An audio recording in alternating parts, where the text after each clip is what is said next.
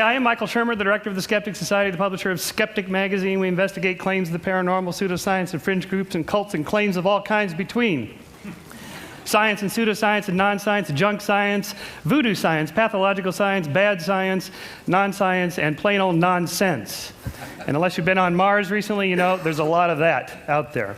Some people call us debunkers, which is kind of a negative term, but let's face it, there's a lot of bunk. And we are like the bunko squads of the police departments out there flushing out. Well, we're sort of like the Ralph Naders of bad ideas, trying to replace bad ideas with good ideas. I'll show you an example of a bad idea. I brought this with me. This was given to us by NBC Dateline to test. It's produced by the Quadro Corporation of West Virginia. It's called the Quadro 2000 Dowser Rod. This was being sold to high school administrators for $900 a piece. It's a piece of plastic with a Radio Shack antenna attached to it. You can douse for all sorts of things, but this particular one was built to douse for marijuana in students' lockers. So the way it works is you go down the hallway and you see if it tilts toward a particular locker, and then you open the locker. So it looks something like this. I'll show you. Well, it has kind of a right-leaning bias, so I'll show you. Well, this is science, so we'll do a controlled experiment. It'll go this way for sure.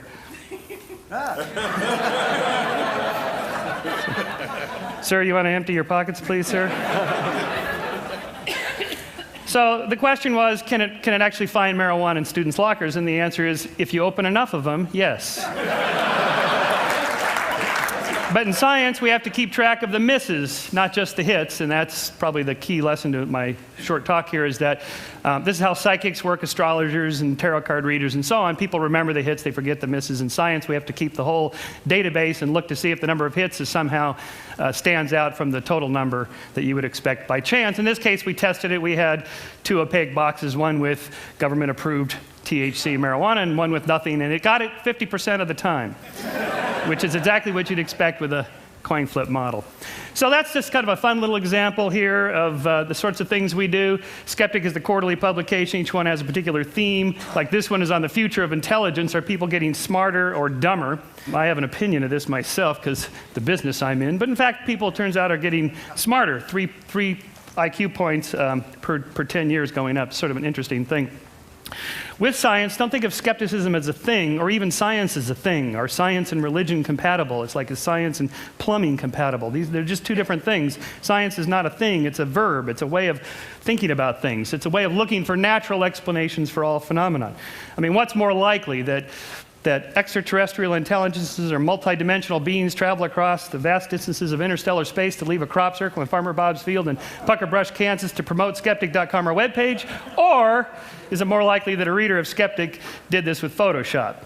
And in all cases, we have to ask, what's the more likely explanation? And before we say something is out of this world, we should first make sure that it's not in this world.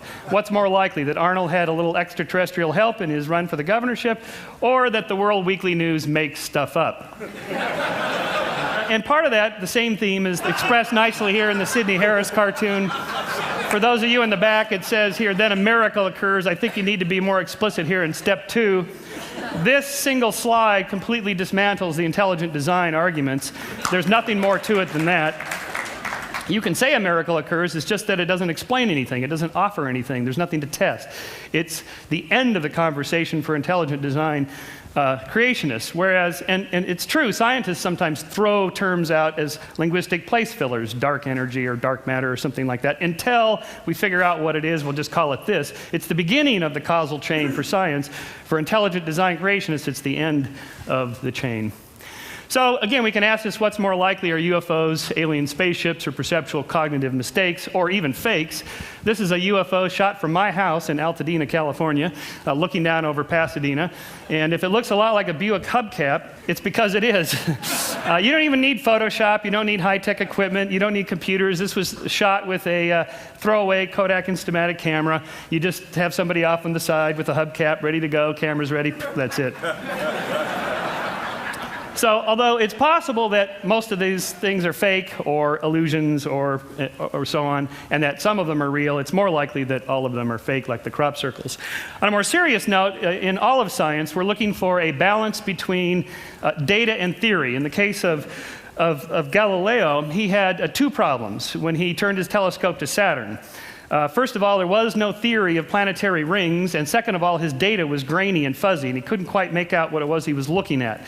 So he wrote that he has seen, I have observed that the furthest planet has 3 bodies, and this is what he ended up concluding that he saw. So without a theory of planetary rings and with only grainy data, you can't have a good theory. And it wasn't solved until 1655. This is Christian Huygens' book in which he cataloged all the mistakes that people made in trying to figure out what was going on with Saturn. It wasn't until Huygens had 2 things. He had a good theory of planetary rings and how the solar system operated, and then he had better telescopic, more fine-grained data in which he could figure out that as the Earth is going around faster, according to Kepler's laws, than Saturn, then we catch up with it and we see the angles of the rings at different angles there, and that's in fact turns out to be true. The problems with having a theory is that your theory may be loaded with cognitive biases. So one of the problems of explaining why people believe weird things is that we have things on a simple level, and then I'll go to more serious ones, like we have a tendency to see faces. This is the face on Mars, which was in 1976, so there was a whole movement to get NASA to photograph that area because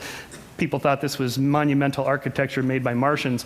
Well, it turns out here's the close-up of it from 2001. If you squint, you can still see the face. And when you're squinting, what you're doing is you're turning that from fine grain to coarse grain. And so you're reducing the quality of your data. And if I didn't tell you what to look for, you'd still see the face because we're programmed by evolution to see faces. Faces are important for us socially. And of course, happy faces, faces of all kinds are easy to see. You can see the happy face on Mars there. If astronomers were frogs, perhaps they'd see Kermit the Frog. Do you see him there? Little froggy legs. Or if geologists were elephants. Religious iconography discovered by a Tennessee baker in 1996. He charged $5 a head to come see the nun bun until he got a cease and desist from Mother Teresa's lawyer.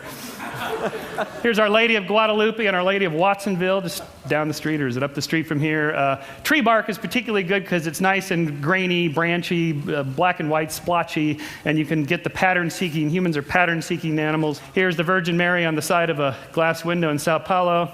Here's the Virgin Mary made her appearance on a cheese sandwich, which I got to actually hold in a Las Vegas casino, of course, this being America. This casino paid $28,500 on eBay for the cheese sandwich. But who does it really look like? The Virgin Mary? Has that sort of puckered lips, 1940s era look. Virgin Mary in Clearwater, Florida. I actually went to see this one.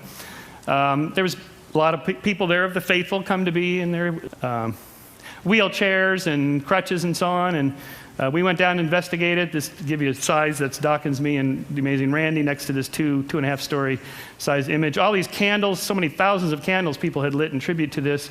So we walked around the backside just to see what was going on here. It turns out wherever there's a sprinkler head and a palm tree, you get the effect. Here's the Virgin Mary on the backside, which they started to wipe off. I guess you can only have one miracle per building. So is it really a miracle of Mary, or is it a miracle of Marge? And then I'm going to finish up with another example of this with auditory illusions. There's this film, White Noise, with Michael Keaton about the dead talking back to us. By the way, this whole business of talking to the dead, it's not that big a deal. Anybody can do it. Turns out it's getting the dead to talk back. That's the really hard part. In this case, supposedly these messages are hidden in electronic phenomena. There's a reversespeech.com webpage in which I downloaded this stuff. Here is the forward. This is the most famous one of all of these. Here's the forward version of the very famous song. If there's a bustle in your hedgerow, don't be alone there. It's just a sprinkling for the May Queen. Yes, there are 2 paths you can go by. But in the long run, there's still time to change the road you're on. Boy, can you just listen to that all day?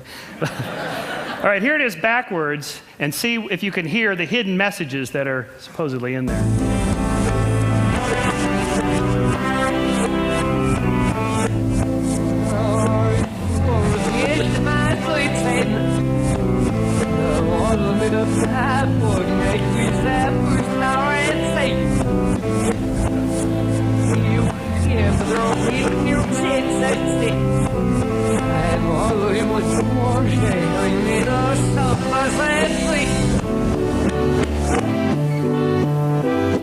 What'd you get? Satan. Okay, well, at least we got Satan. Now I will prime your auditory part of your brain to tell you what you're supposed to hear, and then hear it again.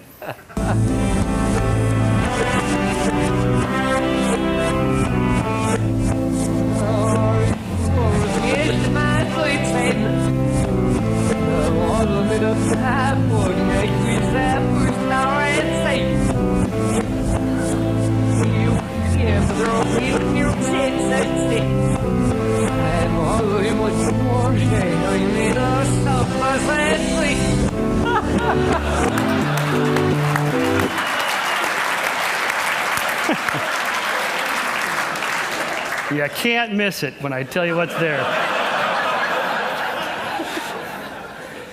All right, I'm going to just end with a positive, a nice little story about the Skeptics is a nonprofit educational organization. We're always looking for little good things that people do. In England, there's a pop singer, one of the top popular singers in England today, Katie Malua, and she wrote a beautiful song. It was in top 5 in 2005, called 9 Million Bicycles in Beijing. It's a love story. She's sort of the Norah Jones of the UK, about how much she loves her guy and compared to 9 million bicycles and so forth. And she has this one passage here.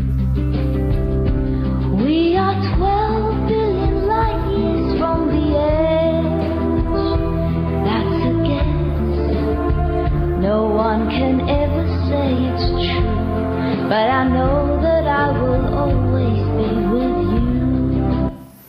Well, that's nice. At least you got it close. In America, it would be we're 6,000 light years from the edge. But my friend Simon Singh, the particle physicist, now turned science educator, and he wrote the book The Big Bang and so on, uses every chance he gets to promote good science. And so he wrote an op-ed piece in The Guardian about Katie's song, in which he said, well, we know exactly how far from the edge, it's 13.7 billion light years, and it's not a guess. We know within a precise error bars there how close it is, and so we can say, although not absolutely true, that it's pretty close to being true. And to his credit, Katie called him up after this op-ed piece came out and said, I'm so embarrassed. I was a member of the astronomy club, and I should have known better. And she recut the song, so I will end with the new version. We are 13.7 billion light years from the edge of the observable universe. That's a good estimate with well-defined error bars. And with the available information, I predict that I will always be with you. How cool is that?